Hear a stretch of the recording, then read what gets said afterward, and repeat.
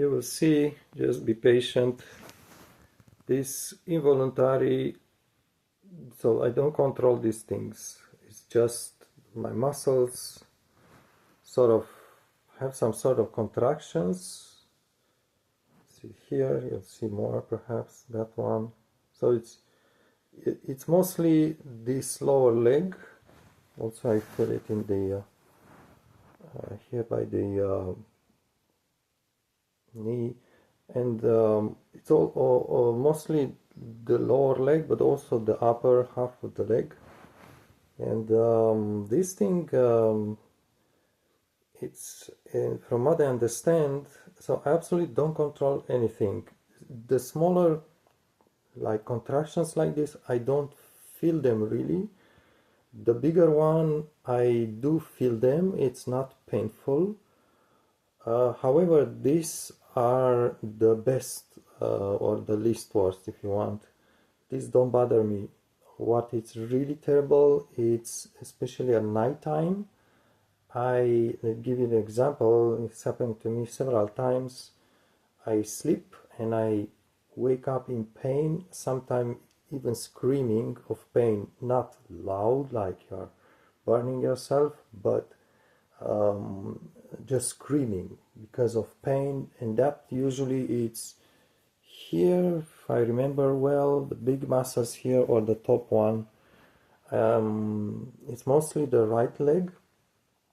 And there is just give you the actually what I understand from this is that these contractions are caused mainly by what I call body dehydration, which is not also always obvious. Perhaps you can see the skin on my hands right now tells you it's really feels like, you can tell it's not flexible, it's dry.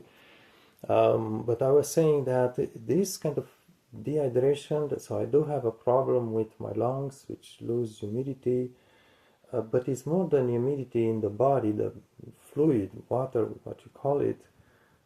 It's actually a loss of blood volume. And I could find, it's not an important loss, I guess. I don't know the amount perhaps, but I don't feel, yes, I don't feel like I have my normal body strength, but I don't feel other problems except for these small contractions, random weird contractions, and the occasional night strong pain. And the night ones, I call them, it's just like the pain cramp, when you have a cramps, I think, muscle cramps, but it's more intense than that. So it's not just a muscle cramps, it's like someone is puncturing you with something. Maybe not that extreme, but it's more intense than regular cramps. So I was talking about this dehydration, both fluids and blood volume. And for this reason, I need to keep drinking water every hour, basically constant drinking, not just once or twice a day. Constant drinking, maybe half a glass, no more than 3 liters a day of water, because then you lose, I don't know, salts from your body because you urinate a lot, and the body does lose I'm missing the word right now, but hydrolytes or something like this. So it's important not to drink too much water, no more than 3 liters a day. You can develop problems, serious problems actually. So I was saying that this dehydration actually, it's affecting, from what I understand, the nerve function. So these muscles here and other parts of your lower legs are controlled by neuron cells, which maybe Google up, because you may be surprised. These neuron cells start from the brain, various brains area, and have a long, they like, it's like a thread, you know, it's something, they go all the way down to your very toes. So it's really the longest cells in your body by far. I mean, it's not like we used to think cells are microscopic, but these neuron cells run around the body, basically around your spine and so on. So these cells need a certain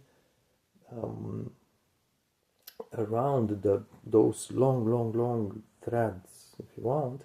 They need a certain amount of fluids, perhaps electrolytes, who knows what else. And when there is a dehydration of the body, including the blood volume, well, around those long cells, there is no longer the medium that's the normal one for them. So is that my understanding? That's the reason why basically the neurons that, if I want, I'm going to just contract my muscle now. See, this is voluntary. This is, I do it myself.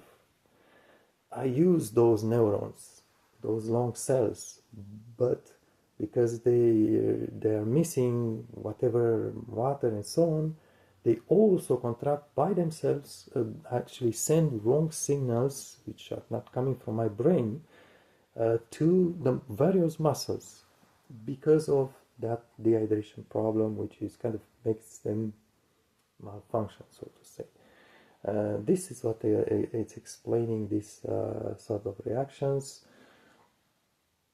And I just want to point one extra thing here, which may be another problem that I have, which you may not have if you have this kind of weird contractions. You may not have the next problem that I'm going to describe. What I do is that from my childhood I had this lumbar pain, dislocation or something like this. I did lift very heavy weights at some point in my teenage years without paying attention, not the right way if you want, and that caused me lumbar pain. And at some point, like a few years ago, I did try to do some stretching with my body to try to improve my elasticity or so, which was a very wrong idea because I did force on my lumbar vertebrae discs, which were already weakened from my childhood, and what that caused is that in between two lumbar vertebrae you have this lumbar disc, and this disc is actually soft. In the center there's a liquid which is acidic, and there may have been a crack in the disc. Basically some liquid did spill out of the disc in between the two vertebrae, and since you have the spinal cord passing just by the vertebra, some of that liquid, which is again acidic, did touch a nerve which runs again from the brain to lower legs. That nerve is called a sciatica, and you can Google up sciatica pain. So I did make a video about that period, about 2 weeks, which were very difficult. So you can watch that video. It's extreme pain, extremely difficult, impossible basically to just lay down or sleep. And yes, I think maybe that nerve, the sciatica, is just the name of the nerve, or name of the cell, or maybe it's a couple of cells together, I don't know. But again, those long cells, and that was affected. And if you are curious, I still have my two smaller toes are still feel kind of numb. All that corner of my leg, because of that sciatica problem, are kind of numb right now. And yes, maybe that also explains these kinds of involuntary reaction of the muscles, which are being activated by nerves or cells, if you want. But it's not just on the right leg, this kind of contractions, weird contractions, also on the left one, but the right one is more for some reason, maybe because of the sciatica incident, if you want. But yes, these that don't bother me, it's just that you feel them basically. But those cramps at night, those are not fun. And usually, just to say, those cramps, when I have, let's say, a cramp here, really like strong pain, I need to kind of stretch my leg. I don't know, I need to maybe sit and push somehow and stretch my muscles to get that cramp, to have that painful cramps stop. Basically, I don't know how to describe that stretch that I will do in the middle of the night, and it takes sometimes take 10 seconds sometimes, maybe 1-2 minutes other times to get to have that pain, cramp, muscular cramp pain gone. But yeah, that's recurring, and it's often time because again it's a body dehydration, and especially at night I cannot keep drinking water obviously in sleep when I'm sleeping.